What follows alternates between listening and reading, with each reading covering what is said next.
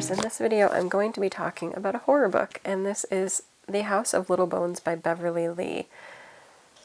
From the back quickly, and we'll get into my thoughts on this book. He thought he was untouchable. David Lansdowne, esteemed British horror writer and supernatural skeptic, is used to basking in the glow of the press, until a hastily snapped photo hits the headlines and makes his affair with his publisher's son public. When David finds himself at Bone Hollow, a house with a glass wall overlooking a wild and desolate moor, his only concern is writing his next bestseller to bury his misdeeds in the past. But something stirs beneath the earth, something bound to the land, something determined to take everything from him. Luca Foxwaite is still in love with the man who cast him aside, but his own childhood demons lurk in his shadows. As he discovers more about Bone Hollow's history, he finds himself ensnared in its story, a story steeped in time and tragedy, because curses lie in bones, and they do not die. The House of Little Bones is a tale of avarice, adoration, and how the sins of the past cling to the living as well as the dead. I do not remember how I found this book, but I got it from Amazon. I don't remember if it was recommended to me, like if I was looking at a bunch of other horror novels, and it was just like, hey, look at this. And I got it. I have recently picked up another Beverly Lee book, which I cannot remember the name of it. And I was thinking about doing them together, but I'm not sure if I'm going to read that book in time. So I was like, well, I should review at least one horror book during spooky season. So I figured I'd get to this one. It was a very quick read. As a lot of horror novels are. You notice that, like, there are some big ones, looking at you, Stephen King, but a lot of them can be very quick. This was only 187 pages. I'm just saying. And I feel like our main character, there's technically two main characters because Luca is the other main character, but I feel like David as a character was kind of unlikable. I think even the fact that, so again, David is a writer, he's well known, and he gets into a relationship with Luca, who is his publisher? Is his publisher? Yeah. I think not only was that his publisher, I think they were also kind of friends beforehand, but anyway, the fact that he gets involved with his publisher's son, which is fine, like, I don't think that's part of his, issues that I have with him, like, that shows his selfishness and everything, but it's the fact that once this photo gets out, because he was having a beautiful relationship with Luca when we get flashbacks of what happened, he just ditches Luca. Like, I get that the publisher and / friend is like, what do you think you're doing being in a relationship with my son? And I get that that would be hard, like, to face up to that.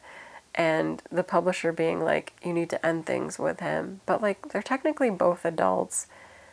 And I don't know, I feel like if he did love Luca, which does hint that he really does authentically, to just leave him like that, that's so harsh. Like, it's really bad. And then we do get Luca's side where he really is dealing with this great heartache, and he's from a very well-to-do family, and his father has all of these expectations for him, but he's also dealing with, like, this huge heartache. Like, he truly loved David.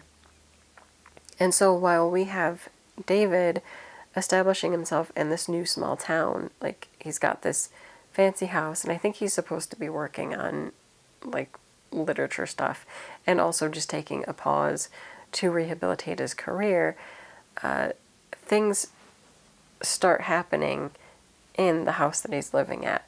Meanwhile, we have Luca, who again is dealing with the heartache, but starts looking into things in general, but also, like, where David is staying. And he starts uncovering this story that kind of is worrying him about where David is staying. And we get all these, like, little pieces, including there's a whole component of backstory that's, like, with David and Luca's father, and something that happened in the past that might be triggering what's happening today.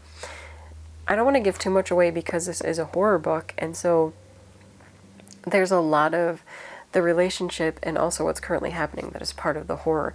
But there is a story in the background that happened in the village that is impacting the ghost story narrative that's currently happening. And there are definitely creepy bits, depressing bits of the story as well. Do you ever notice that a lot of times with ghost stories, like there's a tragic backstory that's causing like what's currently happening and the attacking of the spirit world? And this is very much in that vein, and it's fascinating. And it's also whether or not you could do anything to stop what's happening. But yeah, so persistently in the background of this is the paranormal world and what's going to happen. Is it going to take out the characters or not? And it's good and it's creepy. Like Luca had his own story that involved a childhood fear and trauma that might be coming back in. And I, again, can't go further than that because I think it all ties into the overall narrative. But it was really good, had good spooks, very quick read. So I would say, like, if you're looking for a quick horror book to read during spooky season, then The House of Little Bones might be a good pick for you. I think this is harder, like, not harder to get, but I think this is one where you have to, like, get it from Amazon, although you could see if your local library maybe has it, but I think this would be rare to find just out and about. But I think worth a read. So I do look forward to the other Beverly Lee book too, because I found that the characters I liked well enough. I think the spooks were pretty well done, and yeah, I just look forward to seeing what's next. I think it's what's what I have next? Something about the flesh of something. I don't know if it lists the other books. I don't think that one is here. I think The Ruin of Delicate Things I was also looking at, but I don't think that's the one I have.